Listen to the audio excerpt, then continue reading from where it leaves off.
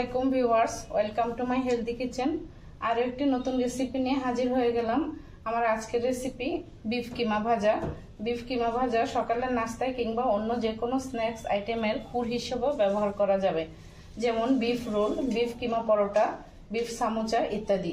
তো চলুন দেখা যাক বিফ কিমা ভাজা করতে আমার কি কি ইনগ্রিডিয়েন্টস লাগছে। প্রথমে আমি নিয়েছি বিফ কিমা। কিমাটা আমি লবণ, হলুদ, একটু লাল মরিচের গুঁড়া, আদা রসুন বাটা দিয়ে সিদ্ধ করে নিয়েছি। আছে পেঁয়াজ কুচি, এখানে আমি প্রায় 1.5 কাপ মতো পেঁয়াজ কুচি করে কেটে নিয়েছি। গোলমরিচের গুঁড়া, চিলি ফ্লেক্স, গরম মশলা গুঁড়া, কাঁচামরিচ কুচি এবং সয়া সস। আমার প্যানটা গরম হয়ে গেছে, এবার আমি পরিমাণ মতো একটু তেল দিয়ে দিচ্ছি।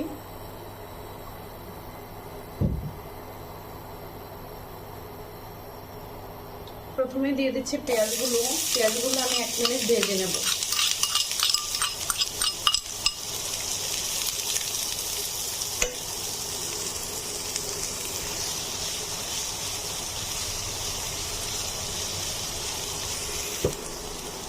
ভিউয়ার্স, আমি কিমাটা লবণ দিয়ে সিদ্ধ করে নিয়েছিলাম। এবার আমি পেঁয়াজের পরিমাণে একটু লবণ দিয়ে দিচ্ছি। দিয়ে দিচ্ছি কিমাটা। এখানে আমি প্রায় 300 গ্রাম মতো কিমা নিয়েছিলাম।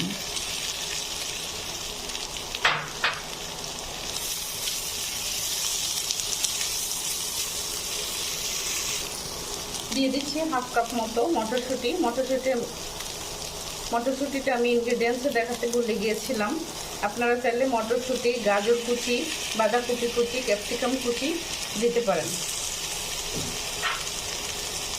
দিয়ে দিচ্ছি 1 চা চামচ মতো গোলমরিচের গুঁড়া,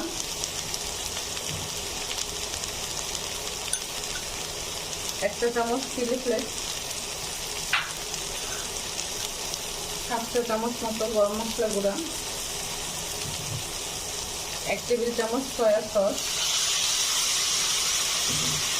এবং 4 থেকে 5টি কাঁচামরিচ কুচি।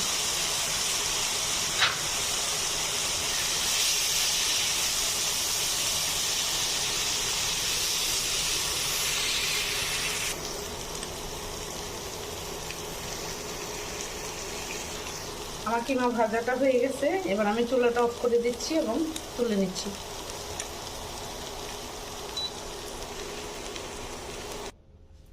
প্রিয় দর্শক, তৈরি হয়ে গেল আমার বিফ কিমা ভাজা।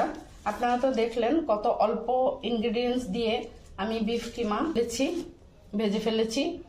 এই সহজ রেসিপিটি হাতের কাছে থাকলে হঠাৎ করে বাসায় কোনো অতিথি এলে আপনি খুব সহজেই তৈরি করে ফেলতে পারবেন যে কোনো নাস্তা। আশা করি আজকের রেসিপিটি ভালো লেগেছে। আজ এই পর্যন্তই। ভালো থাকবেন, সুস্থ থাকবেন। Thanks for watching my video. আসসালামু আলাইকুম।